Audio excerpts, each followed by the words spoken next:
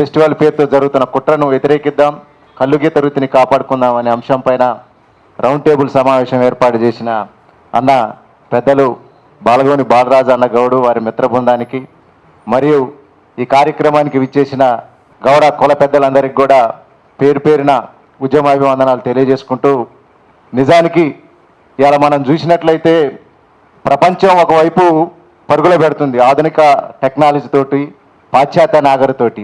ఇలా విజ్ఞానం పెరిగింది, వైజ్ఞానిక అన్ని రంగాల్లో కూడా సాంకేతిక పరిశోధనలు పెరిగినాయి. కానీ ఒక కరోనా తర్వాత ఒక కొత్త మార్పు వచ్చింది.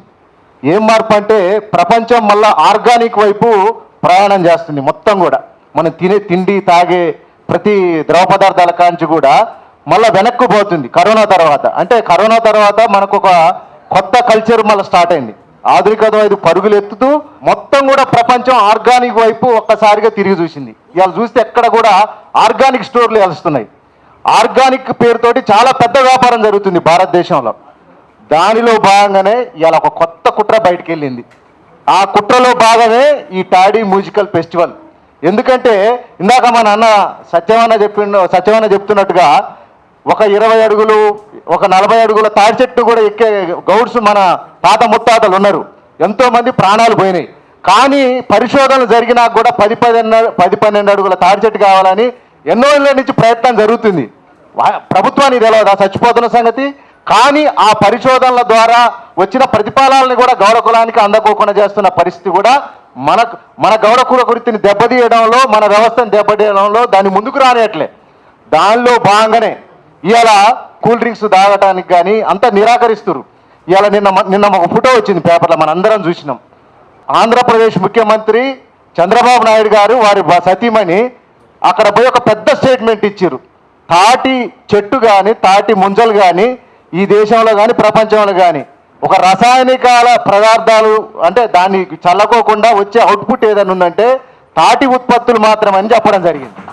అంటే వాళ్ళందరికీ అర్థమైపోయింది తాటి వృత్తులు కానీ ఈత పదార్థాలు కానీ చాలా పవర్ఫుల్. వెనక్కుపోతుంది ప్రపంచం మళ్ళొక్కసారి. ఈ వెనక్కుపోతున్న ఈ యొక్క ప్రపంచంలో అతి పెద్ద వ్యాపారం జరగబోతుంది రేపు భవిష్యత్తులో.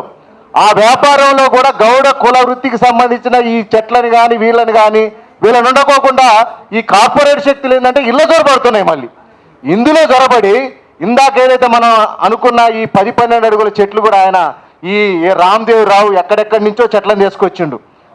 మొన్న చూసిన ఒక పార్కు పెట్టిరు, లక్షల రూపాయలు పెట్టి చెట్లను మనకొచ్చిరు. ఆ పరిశోధన ఫలితాలు వాళ్ళ దగ్గర ఉన్నాయి. మనకు తెలవని అంశం ఏంటంటే 10-12 అడుగుల తాడి చెట్లు కావచ్చు, ఈత చెట్లు కావచ్చు సంబంధించిన పరిశోధన ఫలితాలు వాళ్ళ దగ్గర ఉన్నాయి. వాళ్ళు సంవత్సరంలో వాళ్ళకు చేతికి వచ్చే కళ్ళు వృత్తి కూడా వాళ్ళ దగ్గర ఉంది. త్వరలో వాళ్ళన్నీ కూడా ట్రాన్స్ప్లాంట్ చేసి దాని నుంచి వచ్చిన ఉత్పత్తుల్ని బయో ప్రొడక్ట్గా మార్చి చాలా పెద్ద ఎత్తున వ్యాపారం జరగబోతుంది. ఆ వ్యాపారం జరగాలంటే మన వ్యవస్థ దెబ్బతినాలి. మన వ్యవస్థ దెబ్బతిన్నప్పుడు ఆ వ్యవస్థ బలపడుతుంది. దానిలో భాగంగానే ఈ యొక్క టాడీ మ్యూజికల్ ఫెస్టివల్ అని చెప్పి కొత్త అంశాన్ని తెరపైకి తీసుకొచ్చారు. ఇవాళ మేము అడుగుతున్నాం, ఉస్మానియా జేఏసీగా ఎన్నో ఉద్యమాలు చేసినాం. తెలంగాణ కోసం ఉరకమంటే ఉరికినాం, దూకమంటే దూకినాం, చావమంటే చచ్చినాం. తెలంగాణ తెచ్చుకున్నాం. తెలంగాణ తెచ్చుకున్నాక ఇలా భౌగోళిక తెలంగాణ కోసం కొట్లాడదామని చెప్పిర్రు. తర్వాత సామాజిక తెలంగాణ గురించి మాట్లాడదామన్నారు. తెలంగాణ వచ్చి ఇలా 12 సంవత్సరాలు గడుస్తున్నా సామాజిక తెలంగాణ గురించి మాట్లాడట్లే. ఇలా సామాజిక తెలంగాణ అంటే అన్ని కులాల సమూహం. ఇవాళ చెప్తున్నట్టుగా స్వాతంత్రం వచ్చిన దగ్గర నుంచి కులాల పట్ల వివక్ష జరుగుతుంది. ఇలా మంచికో చెడుకో ఇలా కాంగ్రెస్ పార్టీ ఒక గొప్ప ప్రయత్నం చేసింది. జనగణనలో కులగణన పెట్టాలని చెప్పి కొట్లాడి సుప్రీంకోర్టు నుంచి కూడా వాళ్ళు ఒక జడ్జిమెంట్ను తీసుకొని రావడం ఇవాళ మనందరం కూడా సంతోషించాల్సిన విషయం, గర్వపడాల్సిన విషయం. కాబట్టి ఒకటే మేము అడుగుతున్నాం, ఈ కులగణన ద్వారా మీరేందో లెక్కలు తేలుతాయి. ఖచ్చితంగా రాజకీయ గుణపాఠం మేము త్వరలో చెప్తాం. కానీ ఒకటే అడుగుతున్నాం ఈ వేదిక నుంచి, ఇవాళ రామ్దేవ్ రావుకు మాకేం సంబంధం అండి? ఒకటి మేము అడుగుతున్నాం, ఏమన్నా మాకు కంచం పొత్తా మంచం పొత్తా? మీతో మాకు అసలు ఏం పొత్తు? కంచం పొత్తుందా మంచం పొత్తుందా? మా కులంలో నువ్వు జొరబడి ఇవాళ నువ్వు మ్యూజిక్ ఫెస్టివల్ అయినా అని చేసి ఈ వ్యాపారంలో జరబడాలి, మా వ్యవస్థను దెబ్బతీయాలనుకుంటే ఖబర్దార్ బిడ్డ. ఇలా మా సత్యమన్న చెప్పిండు, గతంలో పరిస్థితి వేరు. ఇలా రాజకీయంలో యువకులం ఉన్నాం. ఇవాళ తెలంగాణ ఉద్యమంలో పోరాడి ఒక్కొక్కల పైన మా రామారావు అన్న లాంటి ఆయన మా పైన 100 కేసులు ఉన్నాయి. అంతేకాకుండా కుల ఉద్యమాల్లో పనిచేసిన మా ఆయలంకన్న అంబాలన్న, మా దురగన్న, మా బాలరాజు అన్న పెద్ద పెద్ద నాయకులందరి మీద 100 కేసులు పెట్టించుకొని ఉన్నాం. మా వ్యవస్థను దెబ్బతీయాలనుకుంటే మీ యొక్క కోట మొత్తం గదిలిపోతాయి చెప్తున్నా, మీ కుర్చీలు గదిలిపోతాయి.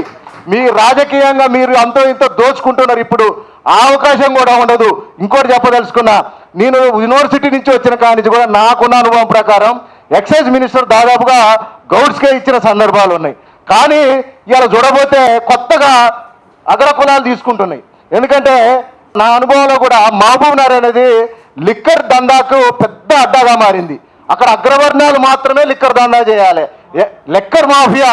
అక్కడ అగ్రవర్ణాలు అగ్ర కులాలు మాత్రమే కళ్ళు వ్యాపారం, ఎక్సైజ్ వ్యాపారం చేయడంలో వాళ్ళు ముందు వరుసలో ఉండి రాజకీయంగా దోచుకుంటూ మన సామాజిక వర్గాలను దోచుకుంటూ ఇలా పెత్తనం చెలాయిస్తారు. దానిలో భాగంగానే ఇలా ఒక వెలమ కులానికి చెందిన వ్యక్తికి ఇలా ఎక్సైజ్ మంత్రి ఎట్లా ఇస్తారు చెప్పండి? ఆయన కులానికి సంబంధించిన వ్యక్తికే ఇవాళ ఆయన బంధువులకు సంబంధించిన ఆయనకే రామదేవరావుకు ఎట్లా ఈ మ్యూజికల్ ఫెస్టివల్ను అంటగట్టి ఇవాళ ఏదో చేసి మమ్మల్ని ఆగం చేయాలని చూస్తారు. మేము ఒకటే చెప్తున్నాం, ఎట్లా అమ్ముకొని ఇస్తారు? ఇలా మేము ఒకటే చెప్తున్నాం, మా కులం మేల్కోనంత వరకే. మీకు 300 సంవత్సరాల కిందనే మేమేందో తెలుసు. మా సర్దార్ సర్వాయి పాపన్న గోల్కొండ కిల్లాని కొలగొట్టి ఈ యొక్క తెలంగాణ గడ్డపై ఒక బహుజన ఉద్యమ వీరుడు. ఆ కులంలో పుట్టిన వాళ్ళం మేము చూస్తూ ఉరుకుంటాం అనుకుంటురా? ఖబర్దార్ బిడ్డ, తరిమి కొడతాం. మా కులంలో ఏలు పెట్టి మా కుల వ్యవస్థను దెబ్బతీయాలని చూస్తే ఒక్కొక్కరిని ఉరికించి కొడతాం. అలా ఎక్కడ వెనక్కి తగ్గమని చెప్పి తెలియజేసుకుంటూ మేము ఈ యొక్క రేపు జరగబోయే తాడి మ్యూజికల్ ఫెస్టివల్ ఖచ్చితంగా అడ్డుకొని తీరుతామని చెప్పి తెలియజేసుకుంటూ, అట్లనే ఇలా మన మిత్రులు చెప్తున్నారు, ఇలా మీరు ఈ వ్యాపారంలో మీరు జొరపడరు కదా, అట్లనే లిక్కరు ఇవన్నీ కూడా మా కులానికి మొత్తం ఇచ్చేయండి. ఆ లిక్కర్ వ్యాపారం దందా కూడా మా కులానికి ఇచ్చేయండి. ఎక్సైజ్ అంటేనే గౌడ కులం, మేమే కంపెనీలు నడుపుకుంటాం, మేమే చేసుకుంటాం. కాబట్టి ఒకటే చెప్తున్నాం, ఈ కులంలో ఏలు పెట్టి మమ్మల్ని ఏమైనా డిస్టర్బ్ చేయాలని చెప్తే మీ కుర్చీలు కదిలిపోతాయి, మీ పదవులు ఊడిపోతాయని చెప్పి తెలియజేసుకుంటూ నాకు అవకాశం ఇచ్చిన మిత్రులందరికీ పేరు పేరున ధన్యవాదాలు చెప్పుకుంటూ, జై గౌడ్, జై పాపన్న.